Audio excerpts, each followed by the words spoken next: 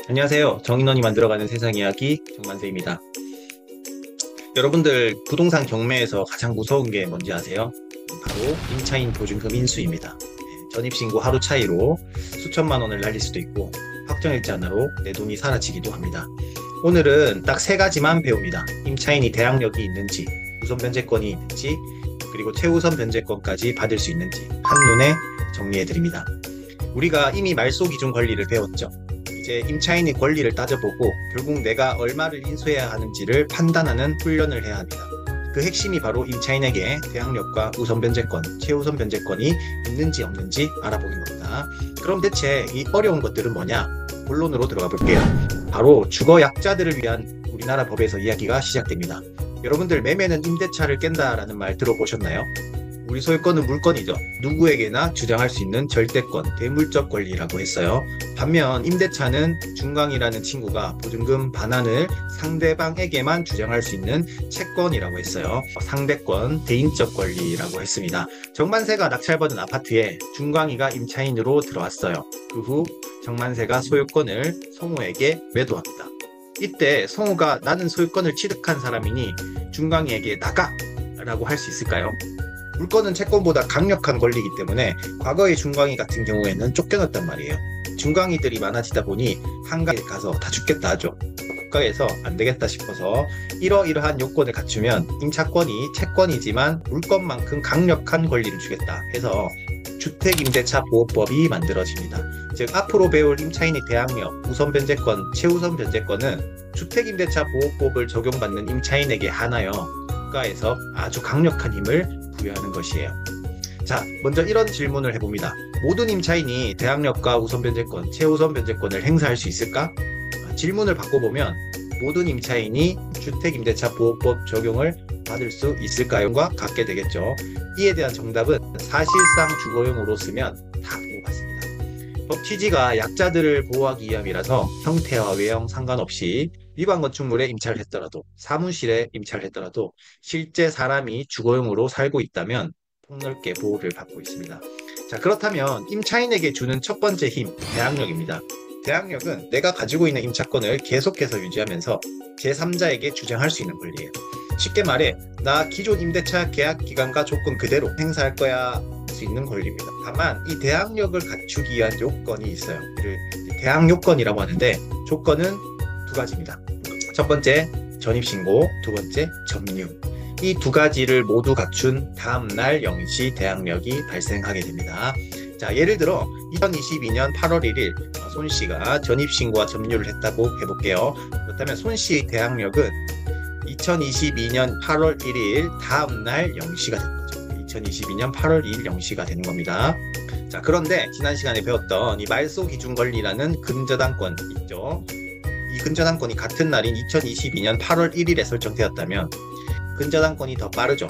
이때는 손 씨가 대항력이 없는 임차인이 되는 겁니다. 대항력이 없는 임차인이면 경매 절차에서 쫓겨나야 되는 운명에 처하는 것입니다. 주택임대차보호법을 적용받게 되면 두 번째 우선변제권이라는 힘을 부여하게 됩니다. 대항력과 달리 우선변제권은 계약을 끝내야겠다라고 선언하고 경매 절차에서 내 보증금을 돌려줘 라고 요구할 수 있는 권리인데요. 이때도 요건이 두 가지가 있습니다. 첫 번째는 전입점유라는 대항 요건과 두 번째 확정일자를 갖춘다면 대항력의 발생과 확정일자를 모두 갖춘 날 효력이 발생하게 됩니다. 무슨 말이냐면 손 씨가 전입과 점유를 2022년 8월 1일에 했죠. 그러면 대항력은 2022년 8월 2일 다음 날 0시에 발생하게 되는 거죠. 근데 이때 손 씨가 우선 변제권도 행사하기 위해서 확정일자를 받았어요. 전입일자와 같은 날짜로. 그렇다면 이 우선 변제권의 효력은 대항력의 발생 시기인 2022년 8월 1일 0시와 이 확정일자를 부여받은 2022년 8월 1일을 모두 갖춘 날. 이 언제죠? 2022년 8월 1일 0시죠. 이때 우선 변제권 효력이 발생된다는 겁니다.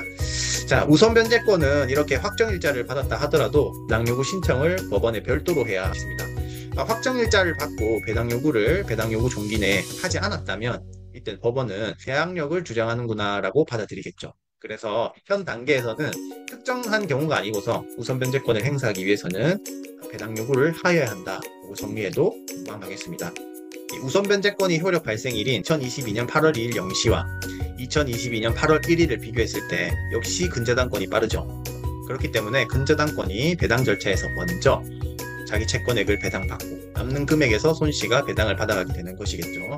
자, 케이스를 좀 틀어볼까요? 만약에 소유자인 이씨가 근저당권을 2022년 9월 1일에 설정했다면 손씨의 대항력 발생 시기는 마찬가지로 2022년 8월 2일 0시가 되겠죠. 자, 그리고 말소기준권리는 2022년 9월 1일입니다. 말소기준권리보다 손씨가 대항력권을 먼저 갖췄으니 대항력 있는 임차인이 되는 겁니다. 그리고 우선변제권 역시 2022년 8월 2일 0시에 발생하다 보니 매각대금에서 손씨가 1억 5천을 먼저 배당받고 남는 잉여에게서 근저당권자가 배당을 받아가겠죠. 만약 이 경우에 낙찰가가 떨어져서 이 손씨가 보증금 1억 원밖에 배당을 못 받았다고 가정해 볼게요. 이때 손씨는 대항력이 있는 임차인이기 때문에 낙찰자에게 5천만 원을 받기 전까지 대항력을 계속해서 주장할 수 있게 되는 겁니다. 이러한 물건을 입찰할 때 손씨가 배당받지 못하는 금액을 고려해서 입찰에 참여하거나 다른 안전한 물건을 매입해야겠죠. 자, 주택임대차 보호법을 적용받는 임차인에게 국가에서 부여하는 세 번째 힘은 바로 최우선 변제권입니다. 국가는 임차인을 보호하기 위해서 대항력과 우선 변제권을 부여했지만 이마저도 못 받거나 아주 소액인 임차인들이 있죠. 이들은 정말 사회적 약자로 보고 가장 먼저 보증금을 내주기로 약속합니다.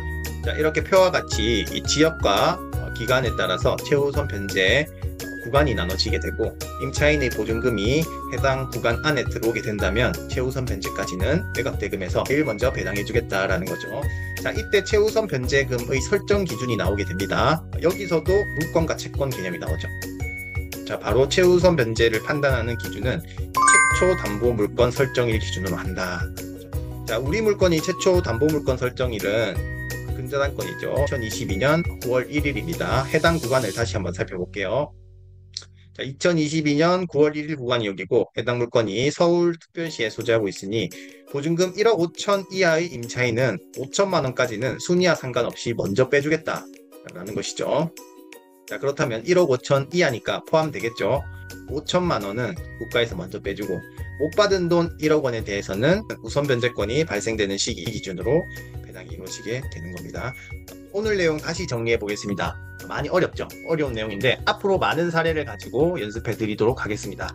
자, 첫 번째 대항력은 기존 임차권을 유지하면서 임차권을 제3자에게 주장할 수 있는 권리라고 했어요. 대항력권은 전입과 점유를 모두 갖춘 날 다음 날 0시에 효력이 발생됩니다. 통상 경매정보지에서는 전입일 다음 날 0시로 생각하시면 되겠습니다.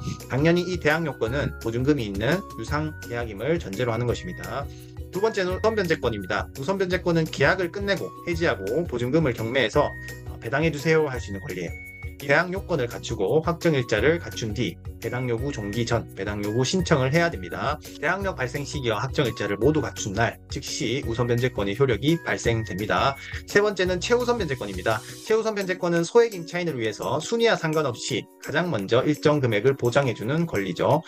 소액 임차인 범위에 포함되고 전입과 점유라는 대항 요건과 배당 요구 종기 내 배당 요구를 신청했을 때 최우선 변제권을 행사할 수 있습니다. 앞으로 여러분들이 물건을 볼 때 임차인의 권리를 따져보고 내가 얼마를 인수해야 되는지 계산할 줄 알아야 합니다. 다음 영상에서는 실제 사례를 통해서 대항력과 우선 변제권, 최우선 변제권 이 권리들이 어떻게 적용되는지 보다 구체적으로 알려드리도록 하겠습니다. 오늘 영상이 도움되셨다면 좋아요와 구독 꼭 눌러주시고 정만세가 댓글에 남긴 오픈 채팅방을 운영하고 있습니다. 실전 투자 정보와 다양한 사례 확인하시고 팬미팅과 무료 세미나, 권리 분석, 임장 서비스까지 모두 무료로 누려보시기 바랍니다. 오늘도 시청해주셔서 감사합니다.